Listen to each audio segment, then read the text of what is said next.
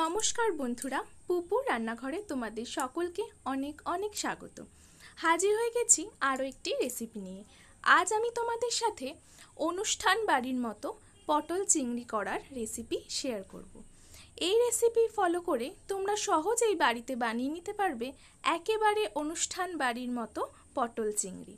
তো চলো দেখে নেওয়া যাক আজকের রেসিপি। প্রথমেই দেখে নিই এই পটল চিংড়ি তৈরি করতে আমাদের কি কি উপকরণ লাগছে। দেখো, প্রথমেই আমি এখানে কিছু পটল নিয়ে নিয়েছি। পটলগুলোকে এইভাবে খোসা রেখেই কাটতে হবে, একেবারে সব খোসা ছাড়িয়ে দেওয়া যাবে না। নিয়ে নিয়েছি দুটো আলু, টমেটো, কাঁচা লঙ্কা ও কিছু চিংড়ি মাছ। চিংড়ি মাছগুলোকে ধুয়ে লবণ হলুদ মাখিয়ে রেখেছি। পটলগুলোকে মাঝখান থেকে হাফ করে কেটে নিয়েছি, আলুগুলোকেও টুকরো করে কেটে নিয়েছি। এরপর গ্যাসে একটি কড়াই বসিয়ে তাতে 3 টেবিল চামচ পরিমাণে সর্ষের তেল দিয়ে দিচ্ছি। রান্নাটা অবশ্যই সর্ষের তেলেই করবে, তাহলে স্বাদ খুব ভালো হবে। তেলটি গরম হয়ে এলে তাতে আগে থেকে কেটে রাখা আলুর টুকরোগুলো দিয়ে ভেজে নেব। আমি আলুতে সামান্য পরিমাণে লবণ ও হলুদ দিয়ে আলুগুলোকে ভালো করে ভেজে নেব। দেখো, আমি এখানে ভালো করে আলুগুলোকে ভেজে নিচ্ছি। বন্ধুরা, সবসময় ঢাকা দিয়ে আলু ভাজবার চেষ্টা করবে, তাহলে সহজেই আলু ভাজা হয়ে যাবে। আমি এখানে 2 মিনিট সময় ধরে ঢাকা দিয়ে আলু ভেজে নিয়েছি। এইভাবে ভালো করে লাল করে আলুগুলোকে ভেজে নিতে হবে। এখানে আমার আলু ভাজা হয়ে গেছে। আমি আলুগুলোকে কড়াই থেকে তুলে একটি বাটিতে নামিয়ে নেব। তারপর কড়াইতে ওই তেলের মধ্যেই আগে থেকে কেটে রাখা পটলগুলো আমি দিয়ে দিচ্ছি। পটলের টুকরোগুলো তেলের মধ্যে দিয়ে ভালো করে ভেজে নিতে হবে। সামান্য লবণ ও হলুদ দিয়ে আমি পটলগুলোকেও ভেজে নেব। গ্যাসের ফ্লেমটি এই সময় মিডিয়ামেই রেখেছি। মিনিট 2 সময় ধরে ভালো করে পটলগুলোকে ভেজে নিতে হবে। ভালো করে পটল না ভাজলে কিন্তু ঝোলটি জল জল থেকে যাবে, কারণ পটল থেকে জল ছাড়বে। তাই পটলগুলোকে ভালো করে ভেজে নিতে হবে। মিনিট 2 সময় ধরে এখানে আমার পটলগুলো ভাজা হয়ে গেছে। এবার একটি মশলা লাগবে।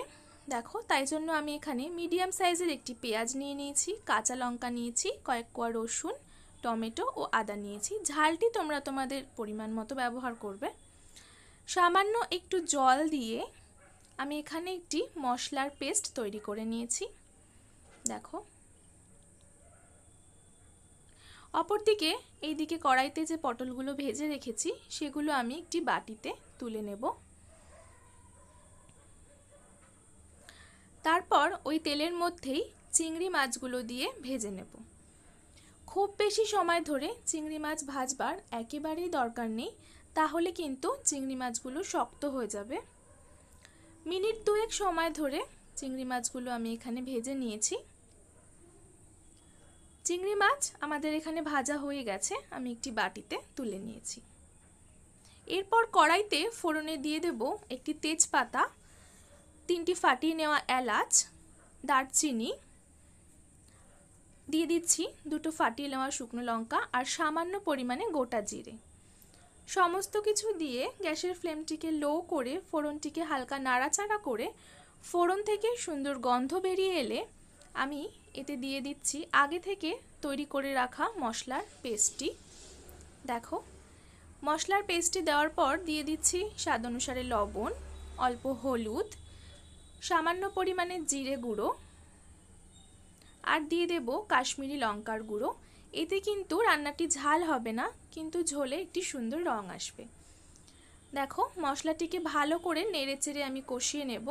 এই পর্যায়ে কিন্তু গ্যাসের ফ্লেমটি লোতেই থাকবে। ভালো করে মশলাটি কষিয়ে নেব।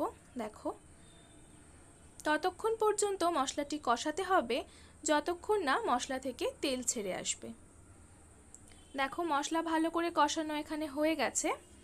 এরপর আগে থেকে ভেজে রাখা আলুর টুকরোগুলো আমি এই মশলার মিশ্রণের মধ্যে দিয়ে দিচ্ছি। দিয়ে দিলাম আগে থেকে ভেজে রাখা চিংড়ি মাছ ও আগে থেকে ভেজে রাখা পটলের টুকরোগুলো। সমস্ত কিছুকে দিয়ে ভালো করে মশলার সাথে কষিয়ে নেব। গ্যাসের ফ্লেমটি এ পর্যায়ে লোতেই রাখবে, না হলে কিন্তু রান্নাটি পুড়ে যাওয়ার সম্ভাবনা থাকবে বা কড়াইতে লেগে যেতে পারে, তাহলে কিন্তু একেবারেই খেতে ভালো লাগবে না। সমস্ত কিছু দিয়ে ভালো করে কষিয়ে নিচ্ছি। দেখো এরপর আমি এতে ব্যবহার করব গরম জল।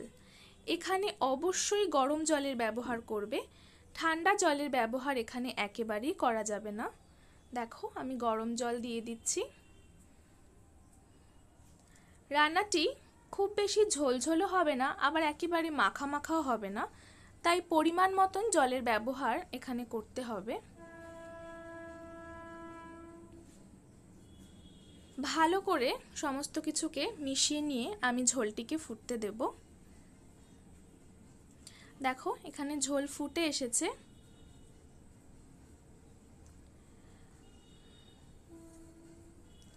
এই পর্যায়ে একটু চিনি দিয়ে দিচ্ছি, এতে কিন্তু রান্নার স্বাদ খুব ভালো হবে।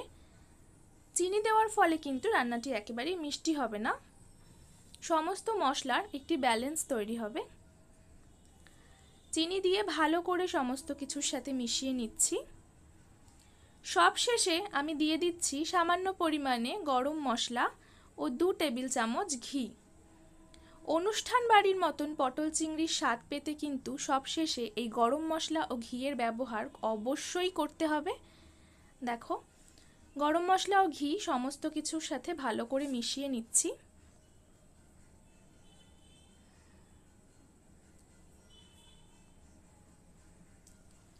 এই পর্যায়ে আমাদের ঝোল একেবারে ফুটে এসেছে। আমি ঢাকা দিয়ে 5 মিনিটের জন্য রেখে দেব।